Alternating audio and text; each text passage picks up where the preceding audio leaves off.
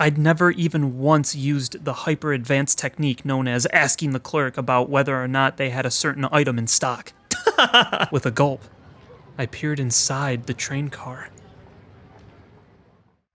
Oh, hey there.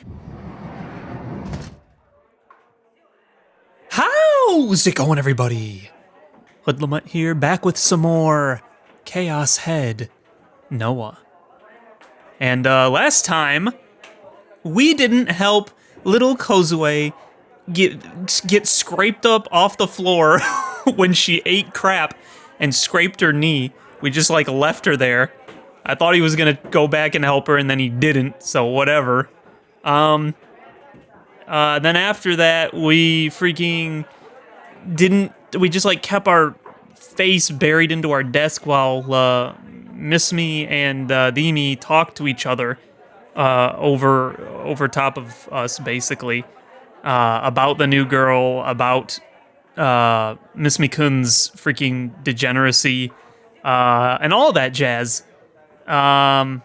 And prior to that, it was just kind of whatever. It was just kind of some recap of Bon and Suwa going over the new gen cases that we already kind of understand and know about with the rest of the police corps.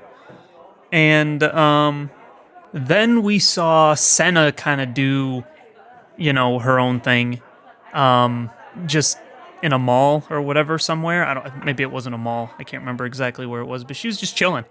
Mad chilling. Heard a bunch of voices because she honed in and focused on them. But I didn't really understand what was going on there, so I don't really have anything to add there at this very moment. And now we're here. So, yeah. I guess let's just get into it, shall we? The sound of the bell told me that all classes were done for the day. The second it went off, I packed up my things, got up from my desk, and left the classroom. I couldn't stand the subtle distance I felt between me and Dimi for a second longer, so I wanted to get out of the classroom ASAP. Besides, I also had to stop by Manga Darake today. In the end, I hadn't been able to say a single word to Dimi. I'd had several chances to talk to her, but just like this morning, I'd kept my mouth locked shut the entire time. I might have screwed up by doing that. It would make it even more difficult to talk to her the next time I saw her. I was sinking deeper and deeper into the thick swamp that was trying to figure out how the heck to act around Dimi. Oh, hi. Ah, big bro. Just as I was about to leave the school building, I was hit with the voice of a certain irritating person. Nanami came running up to me, holding a trash can in her hands. She must have been in the middle of taking it out. Unfortunately for me, the witch spotted me. I tried to ignore her and speed my way out of there, but just like usual, Nanami refused to let that happen. The hem of my uniform was pulled tightly from behind. How many times do I have to tell you to not run away from me? What do you want? Don't give me that! Don't you realize I have to chase after you whenever you run away? It's kind of annoying. Okay, then don't chase after me if you don't need something. You haven't been calling home at all, which is nothing new. But whatever. I've already given up on trying to get you to do it. I doubt you ever will at this point. Wow. She actually understood me for once. Then again, I didn't know how she wouldn't, being my sister and all. Even though I had no need in the slightest for a 3D one. So that's why I'm gonna have to keep coming to your room every now and then to check up on you. You should be grateful. Ugh, darn it! Of course it'd come to this. If only I could somehow be freed from the curse of my obnoxious little sister. Heck, even though it'd never happen, I at least deserved some form of compensation for putting up with her. I thought about that kind of thing daily. Oh, that was it! This was my chance to put my plan from earlier into action. If I was lucky, it might even work as a modest form of revenge. I checked my surroundings, then I started walking toward the courtyard, signaling for Nanami to follow me. Huh? What is it? Just come with me. Why? What's going on? She was so unbelievably annoying. Was she incapable of following me or something? What a freaking idiot. Nanami, I have an important favor to ask you. Huh? A favor? From you? Nanami's eyes went wide. Okay. Wow. That doesn't happen often. You never ask me to do stuff. Just shut up and follow me. Wait up! There weren't many people in the courtyard. During lunchtime, the place was always crowded with students eating lunch. But the only people who'd bother coming here after school were from the gardening club or whatever. Okay, so what's the favor? Nanami lowered the trash can she was carrying to the ground, then gave a big grin as she puffed out her chest. Oh, but I've got one condition. You've got to treat me to McD's afterwards. As long as you do that, I'll do whatever you want. Even though I don't really wanna. Every little freaking thing she did ticked me off. I couldn't believe she actually wanted me to pay her back for this. Didn't help that I'd already treated her to McD's before, too. Forget it. Fine. I'll treat you. Huh? Really? Wow, you're like a totally different person today. Well, yeah, because I was lying. Soz for being a liar. And with that, I handed Nanami my cell phone. I then asked her to call the prank caller whose number was stored in my call history. 03X733X991. Are you for real, dude? You're making your little sister do that? Bro, what a little scumbag, dude. Oh my gosh. Like, if it actually was something bad, what a freaking jerk, bro. What the heck? You want me to call a number off your history? Who are they? Someone I know from online. Nanami was tilting her head with a suspicious expression on her face, so I quickly told a lie that would seem plausible to her. So, why am I doing it?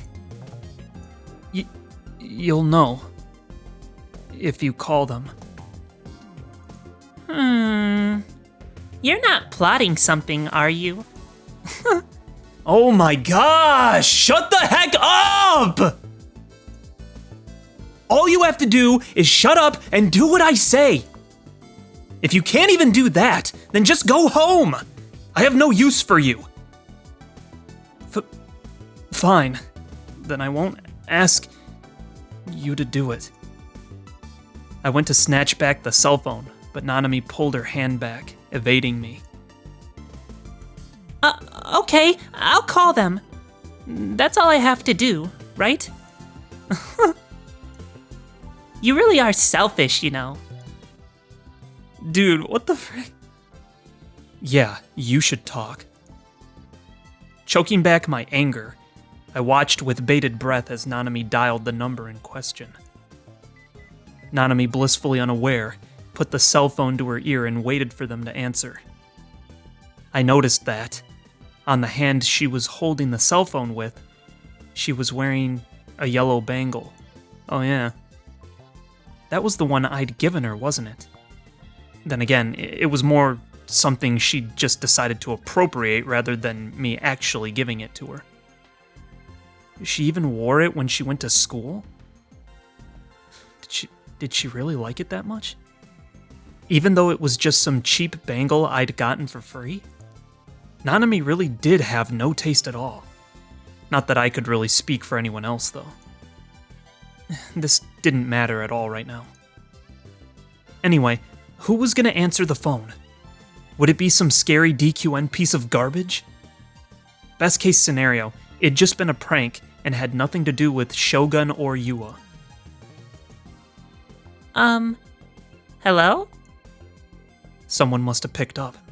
So Nanami called out as she covered the receiver with her hand, only to raise her eyebrows soon after.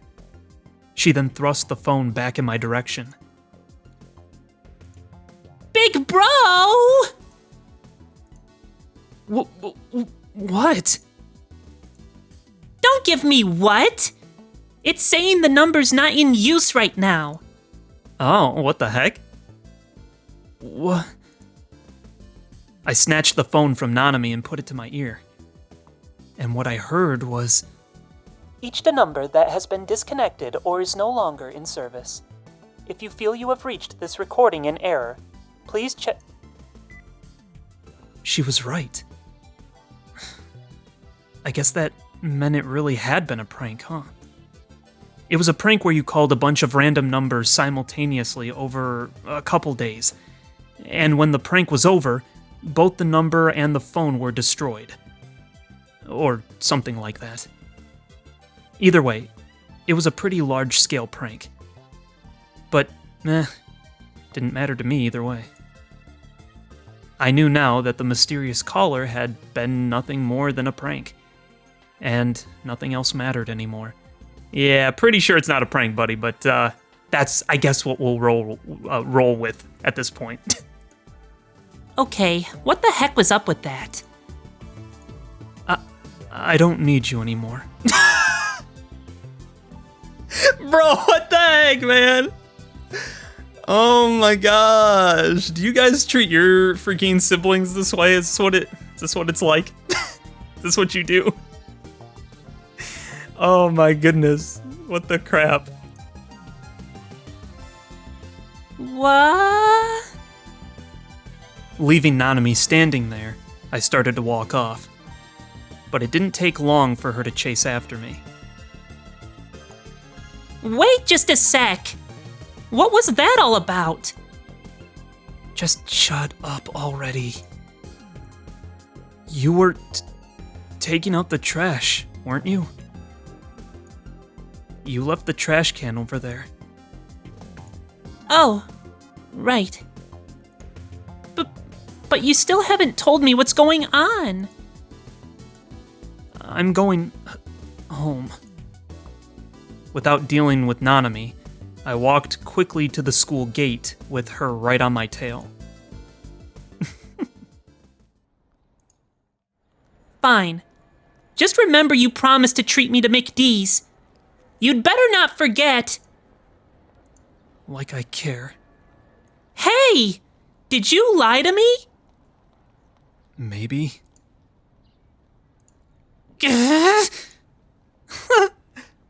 Nanami stopped dead in her tracks, looking pretty upset.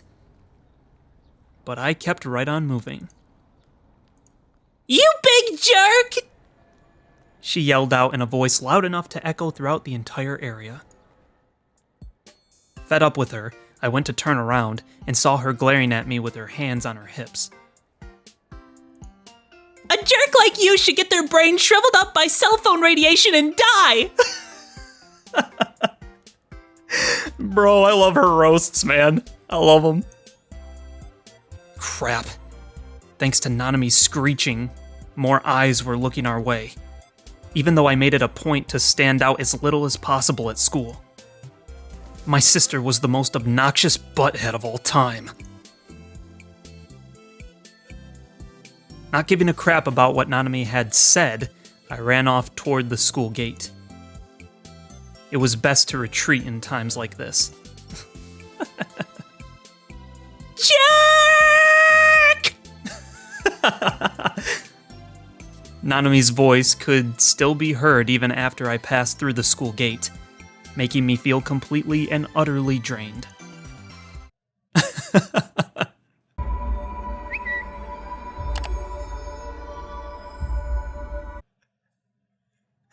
That's pretty funny. Bro, okay. Like, I see some of the facial expressions they keep giving Nanami. I don't like this element that they're insinuating.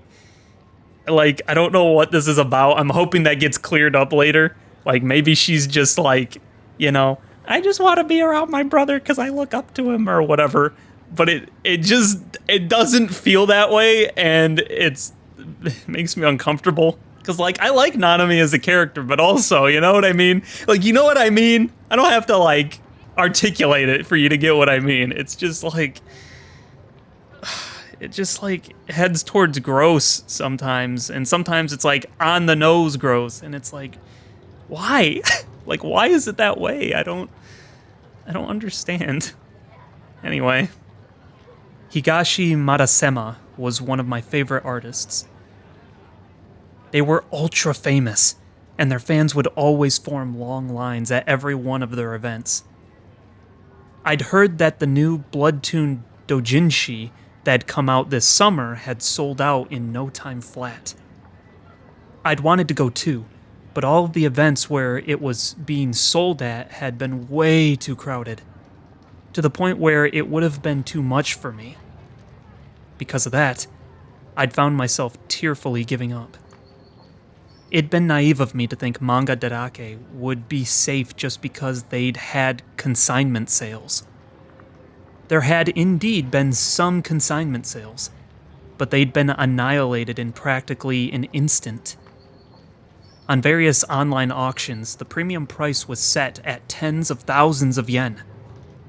All scalpers should die in a fire. Regardless, with all that in mind, I thought that it was probably impossible to get my hands on it. However, just yesterday, while I'd been surfing at Channel, I just so happened to see that the new issue had been recently restocked at Manga Darake, which was why I'd headed for it immediately. God, please grant me a miracle. I prayed to the heavens in front of the store, and then I stormed inside. I scanned the doujinshi section with my eyes as wide as dinner plates. I went back and forth down the aisle, searching over and over again to make sure I didn't miss anything. But is he gonna run into Yua? I have a feeling because Yua had shoujo, right? So I'm just wondering. I couldn't find it. No. Was it already sold out? I casually observed the cashier. It was a girl. She wasn't very cute, but she did seem friendly. I'd never even once used the hyper-advanced technique known as asking the clerk about whether or not they had a certain item in stock. Yo, bro, you have to get over that. That's how you find stuff immediately, man. Dude, you can't let your anxiety get the best of you in that, dude. Otherwise, you walk up and down the aisle looking forever and ever. Trust me, I know there. I've been there. I had to get to that point where you're just like cool to ask people. I'm like, yeah, it's their job, you know. It's like that's what they're there for. They're getting paid by the hour, you know. So whatever, you know. Just be nice to them, and they'll be nice back. And a lot of times they're cool, you know. A lot of the times, depending on where you're at, the people are like super cool. It depends on the place you're at, though, I suppose. But you know what I mean. The reason was, of course, that I didn't have the courage to do so. And not only that, but the title of Higashi Matasuma's new book was Seratan Cosplayer Gone Wild. So yeah, asking about it was completely and utterly impossible. Maybe you shouldn't get that particular one, my guy, yeah? Ever think of that? Maybe? Huh? Whatever, dude. Sometimes I lose hope. But then I gain it back because I know we can change him, we can fix him. I keep clinging to that hope, but he keeps trying to pull it away from me, dude. He keeps trying to make the dream die. I won't let it happen. I won't. Excuse me, miss, but do you have a copy of Higashi Matasame's Seratan Cosplayer Gone Wild? If I asked a female clerk something like that, I'd no doubt be labeled as a pervert. And I knew that for a fact. Thank you very much. Gosh dang it. Okay, anyway, moving on from that. No comment. In the end, I simply gave up on asking the clerk anything and exited the store dejectedly. It's better for you that way, I think. Guess I'll go home. Or maybe I should go to At Cafe. Flipping between the two as I walked, a sword I had seen before flashed past the edge of my vision. It was a sword with a distinctive two-pronged blade, the one that girl B, the girl who called herself Sena, had been carrying around the city. Oh? In the crowded center guy, the tip of the sword jutted above the heads of people walking down the street. As it got closer to me, I hurriedly took refuge in a nearby arcade. When I peered out from the shadows, it didn't take long for Sena herself to appear, the sword resting on her shoulder. Uh-oh. Wearing an expression that was just as terrifying as ever, she walked quickly toward the station. She didn't seem to have noticed me. But even then, after having experienced the humiliation play that was lugging around a sword just like hers, the bold way that Sena walked around without a care in the world impressed me. Was she not embarrassed to hold a huge sword like that? I mean, she had to have been questioned by a police officer at least once. No way she hadn't. As I pondered that, Sena's figure got farther and farther away. Where do they sell cool dye swords like the one she has, I wondered. The one I'd gotten a hold of didn't glow, nor did it have a really cool shape, so I wasn't exactly satisfied with it. In comparison to the sword Sena was carrying, mine was far less impressive in terms of design. But it's gonna be like the super cool sword of legend or whatever, right? It's the holy grail of swords, you know? You don't expect it to be good, but it's actually amazing, right? The entire reason behind me getting a dye sword was to use it as a protective charm. Back at the Scramble Crossing, I'd been trembling in fear and wished for something I could rely on. After Rimi had shown up, I'd become slightly more stable, but the situation around me was not getting any better. I still had a lot of enemies, such as Shogun, Woah, etc. That was the reason why I wanted to get my hands on a dye sword that looked way stronger than the one I actually had. Of course, there was also the collector's spirit found in every otaku. As if drawn to Sena's sword, I'd been staggering over towards Scramble Crossing without realizing it. Oh, frick. I bit my lip. I didn't want to be out in front of the station. I would reluctantly go to Center Guy or school or whatever because I had things I had to do there. But if I could help it, I preferred not going anywhere near them. Having a crowd of total strangers standing around me made me feel as if any escape route had been stolen away. And just the illusion of that made it hard to breathe. Unsurprisingly, the area in front of the station was infested with people. I was starting to feel more and more sick, so I opted to look down at the ground to try to hold back the nausea a bit. Because of that, the next time I looked up, I realized I'd lost sight of the conspicuous sword. It looked like she'd been walking toward the Hachiko statue, but Right then, the light above Scramble Crossing turned green. A sea of people rushed into the intersection from various directions. It became pretty chaotic. A whole host of people walking every which way, and they did it all without even so much as bumping into each other. When I saw something like that, I realized how unrealistic the empty Scramble Crossing I'd seen in my delusion the other day really was. There probably wasn't even a single second in the entire year where there were no people in this place. What was I even trying to accomplish by chasing after Sena in the first place? I hadn't even been able to ask my friendly Mangadarake employee whether they'd had something in stock. So how exactly was I supposed to talk to someone who looked unfriendly and scary looking like Sena? Besides, she might have been my enemy. I didn't know what she'd do to me if I carelessly followed her without any form of protection. What was wrong with me? I should just go home. I finally decided on that, but right when I was about to turn around. I noticed a white chain lying down on the street.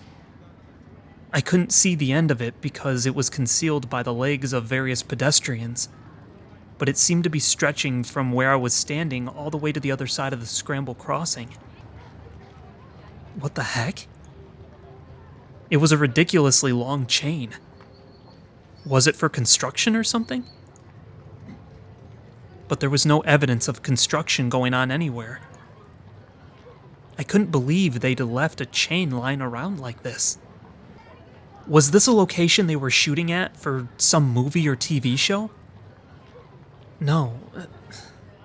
They wouldn't be filming at a time as crowded as this. Okay, then did someone throw it away? A chain this long? It'd already be hard enough just to bring it this far out here. Regardless, it was definitely going to get in the way of people and cars. Tilting my head in confusion, I examined my surroundings to see how people around me were reacting to it. I thought it would be dangerous if somebody caught their leg on it, but not a single person was paying any attention to it. I rubbed my eyes and tried to look at it one more time, thinking that it might be an optical illusion or something, but the chain was still there. I didn't have the courage to touch it, though. It creeped me out too much. It wasn't a cheap-looking plastic one. It was an extremely sturdy-looking iron chain. How long had this thing been left sitting here?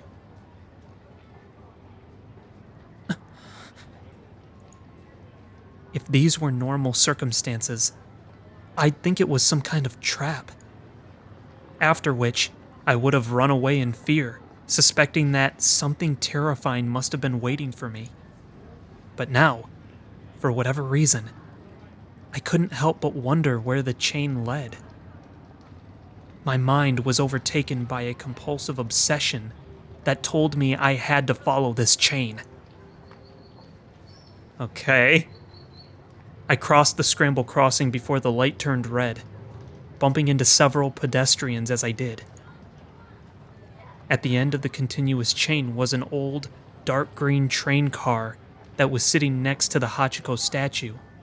I don't really know what's going on, so it's like I feel like I can't commentate on anything. Like, I don't have any connections to anything. It doesn't make sense.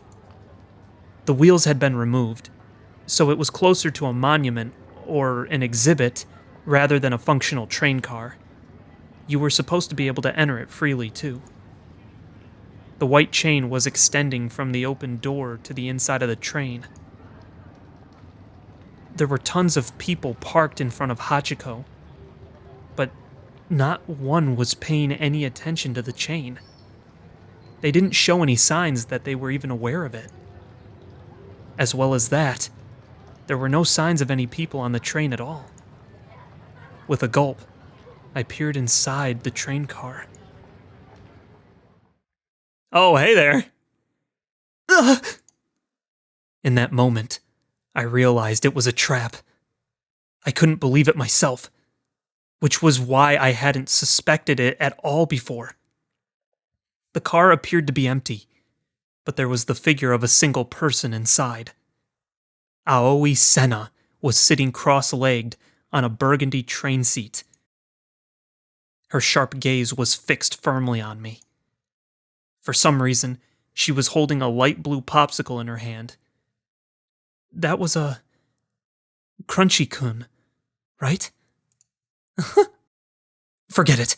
I couldn't care less about Crunchy-kuns right now. More importantly, the gigantic dye sword she had been carrying was mysteriously nowhere to be found. I wondered where she had even managed to put the thing, with how huge it was and all. Uh-oh. Okay. Yeah, no. We know not to click this one for sure. Not here with a chain. Are you kidding me? That's asking for like some sort of BDSM delusion or whatever, you know what I mean? Oh my gosh, yeah, no. We're just gonna leave it neutral. We know it's probably not bad, so we'll keep it neutral. In place of the sword was a white chain, coiling around one of her legs. Which reminded me that, back when I'd first met her in Center Guy, she had said something about finding her in a train car in front of the station. This must have been what she'd meant. Oh, right. Did she, like, prophesy that? What the heck? Was she the one who'd put this chain here? Well, it is wrapped around her leg, so I mean... Could she really have been lugging around such a long chain? It looked like it weighed over 10 kilograms. And not only that, but it had to have been over 50 meters long. I had no idea what was up with this girl. She was entirely unknown to me. She wasn't normal. Could she be Shogun? No, you know who Shogun was. It was the guy in the wheelchair, the little old kid. But that old kid's probably you when you were younger, right? I mean, that's what we're thinking right now. Feeling scared now, I moved to run without saying anything. Only for a sharp voice to strike me right then. Come in.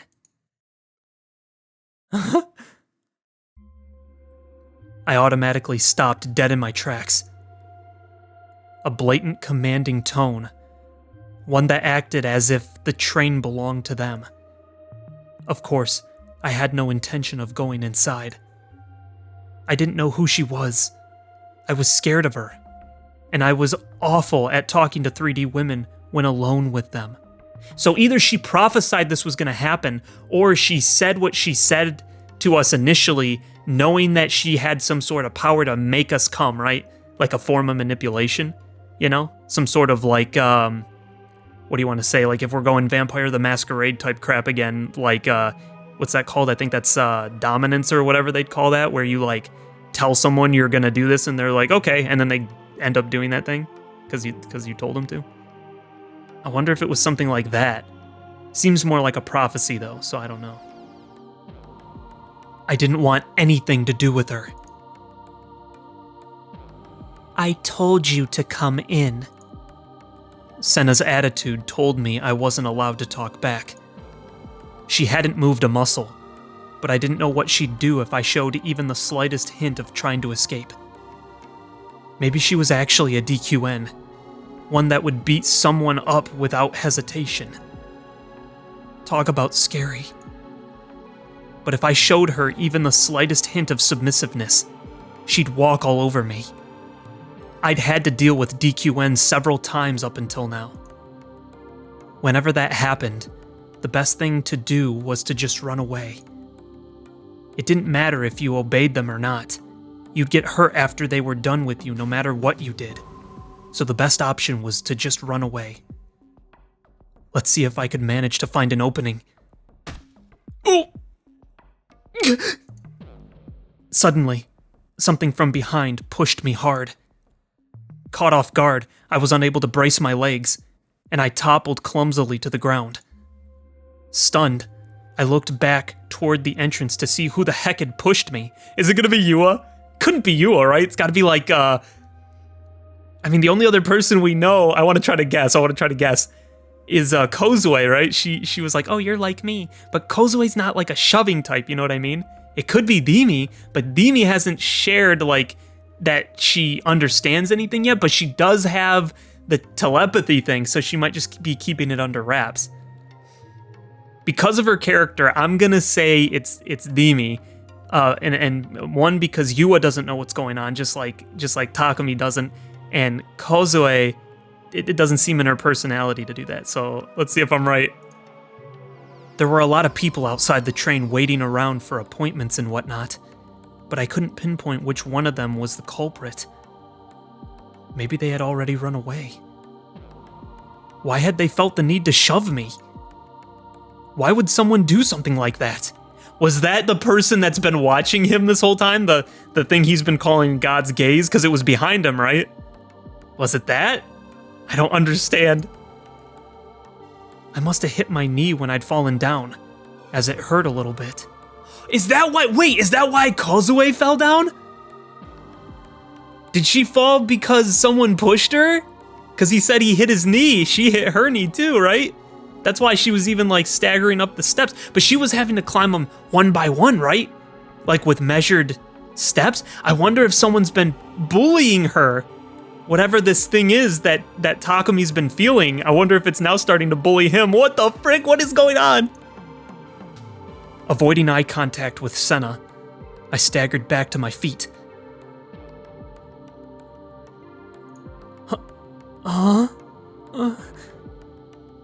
I suddenly realized the bundle of chain that had been at Sena's feet just a moment ago had disappeared without a trace.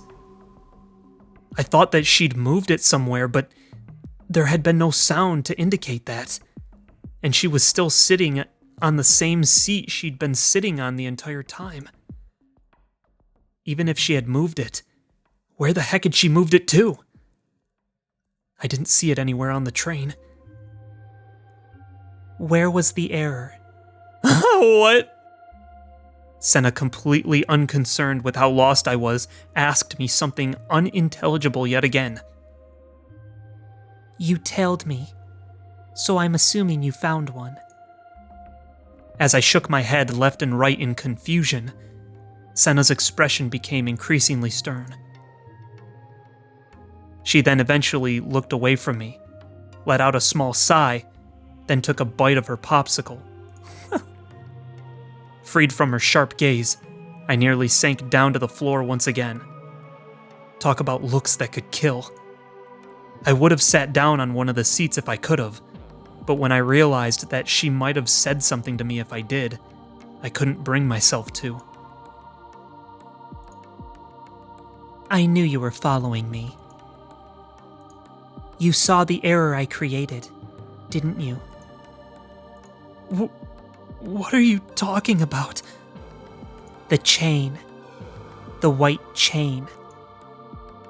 If that was what she meant, then yeah, I'd seen it. I'd followed the weird thing all the way here after all. But I don't know where it is. It disappeared. I made it disappear. It was my delusion, after all. Wait, what? Yo, wait, so do these precognitive... my tongue's been tied this whole episode, holy crap. Do precognitive powers give them the ability to, like, create delusions and stuff like that? Dude, are the new gen cases also delusions? What the frick? What the frick? Anything could be a delusion. I'm not crazy, you're crazy. Bro, what the frick? What does this mean? Delusion? What was she talking about? Then, what about the sword? You have one, don't you? Excuse me? No, I don't have one. How could I? This wasn't going well. I could barely get a word out.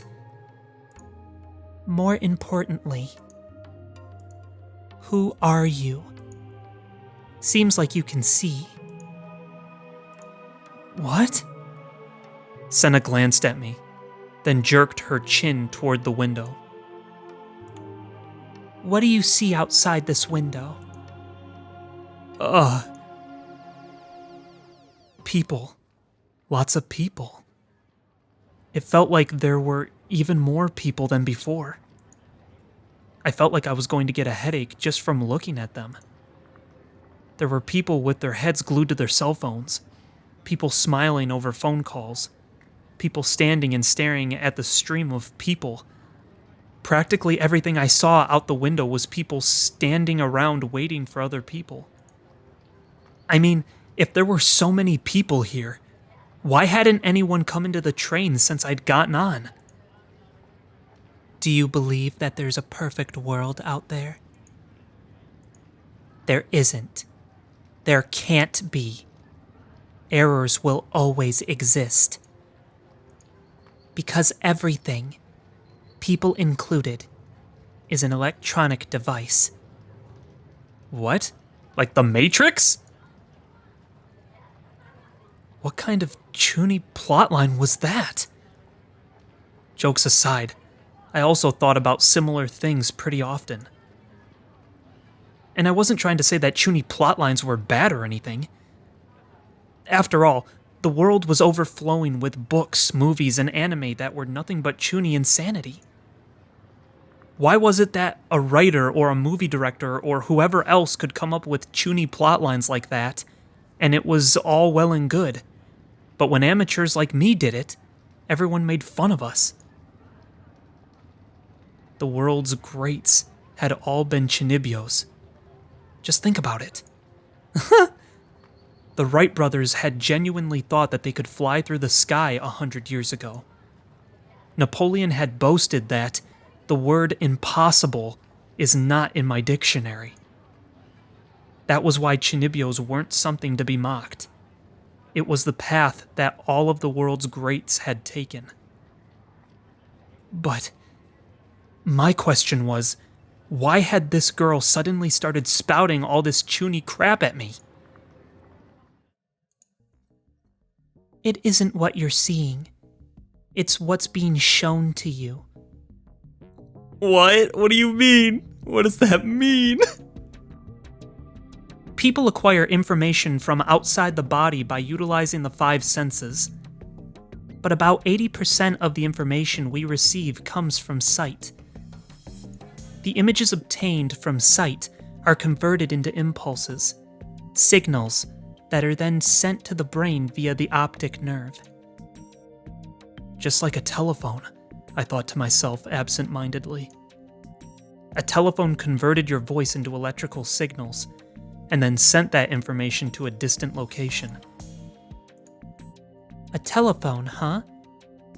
You could say it's similar to that. Had she just read my mind? No. There was no way. Had I been mumbling to myself without realizing it again? Do you know what VR technology is? Yeah, do you know what it is? What the heck? Well, I guess they would have had virtual reality back then, but it was so super rudimentary, right? Because, I mean, we had, they had the Virtual Boy, right? That was technically supposed to be virtual reality, even though it was, like, nothing like it, right? So I guess the concept was probably there, so... Technically, I guess it would have been there, too, if you consider the Matrix. I just didn't know if they'd call it virtual reality. It was kind of different, but okay. Anyway. What? Virtual reality? Of course, I didn't actually answer her out loud. Visual rebuilding. Huh. I was wrong. I'd never heard of that. It's a technology currently being researched in the field of psychophysiology in America. There's psychophysiology again. That's like what they were talking about in Steins Gate. See, I wonder if the writers are like super into psychophysiology. That's probably why these are all worded the way they are, you know what I mean? Huh. Or, like, worded. I meant, like, that's why the stories are, you know, what they are. Like, they're built from those concepts, it seems like. Interesting. With this technology, even those who have been blind from birth will be able to accurately view anything that their eyes can naturally perceive. This is made possible by using video equipment such as video cameras. That look on your face tells me you're wondering how exactly. But the way it works is simple. Images provided by a video camera and the nerve impulses traveling through the brain are both, essentially, electrical signals. And in short, all that's needed for the brain to interpret those images is technology that can convert the signals into nerve impulses. There have already been successful tests, to the point where the research team behind it have already obtained a patent for it. It was patented? Seriously? I thought it was just a fairly hardcore delusion with an impressive amount of depth and detail behind it. But claiming there was a full-on patent was taking it way too far. Something can be inferred from that patent. Sena, who had been looking out the window the whole time, turned to face me. She slowly crossed her legs. If it's possible to convert specific information into nerve impulses, wouldn't it be possible to control all 5 of the senses, and even the free will of people itself? Even though it was right in front of Shibuya Station, it was strangely quiet on the train. It felt as if it had been deprived of sound itself. Dude, he must be, like, all these characters that we're running into, they must be in the Matrix, right? Like, all the girls we have so far, Takumi, obviously, they must be in the Matrix. And it must be because they know they're in the Matrix in a similar fashion to, like, Neo. They can just make reality be whatever they want, right? That's why they can create a die sword, right? Is that kind of the idea, or is the die sword separate from that? Like, do they need that in order to have the abilities, or to, like, hone the abilities or whatever? I don't know. Huh. It was obviously an illusion, but I couldn't help but remember the delusion I'd had several days ago of the deserted Shibuya. As I thought about it, I couldn't take my eyes off of the crowd moving outside the window. Like I said before, people are electrical devices. And I don't mean just the brain either. The entire body has nerves with electricity running through them.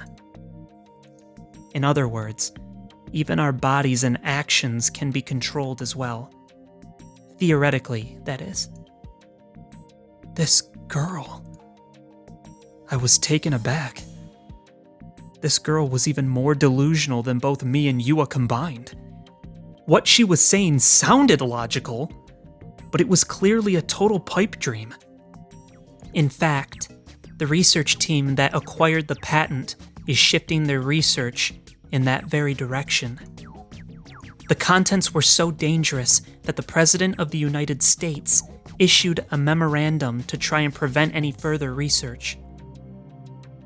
How much of what she was saying was actually true? It said, "No agency shall conduct or support classified human research without having proposed and promulgated the common rule." Sena looked downward and clasped her hands, resting on her knees tightly. But the world is full of nothing but corrupt factions. Factions that have no regard for morality and will sacrifice others without a second thought for their own personal gain. It makes me sick. After she finished voicing her disgust, she stuck the last chunk of the nearly melted crunchy-kun in her mouth, then suddenly stood up. I reflexively started to shrink back, only to run into the wall behind me. Ignorance is a sin. People claim ignorance is bliss, but that's simply naive. That's kind of what I always thought. That's funny. It's interesting. That's definitely a thought that I've had on multiple occasions. Doubt the world. Study its mechanisms. This world is imperfect. She was coming toward me. Thinking she might hit me, I tried to shield my face with my arm, but in the end, She slipped right past me without doing anything. Is the scenery your eyes perceive truly real? Without looking at me, she murmured that as we passed each other, and then she promptly exited the train by herself. I stared out the window at Sena as she walked away. Without looking back at me even once, she quickly disappeared into the sea of people. In the end, I had absolutely no clue as to what she'd been trying to tell me. The only thing I took from it was that Sena despised the world. Typical Chinibyo. From my point of view, though, it sucked to have her shoot her poisonous Denpa bullcrap at me without even letting me get a word in. Her tone of voice alone had made me feel like I was being lectured. The way she talked was often a moe characteristic when it came to 2D, but in reality, it only served to make her feel even more like a total DQN. But the fact that she didn't attack me was a relief. A surprise, considering that, for some reason, she always gave off the aura that she was just raring to slap anyone and everyone. I wanted to take a breather after that, so I sat down on the seat where Sena had been sitting before. Immediately following that, a DQN-looking couple suddenly came into the car.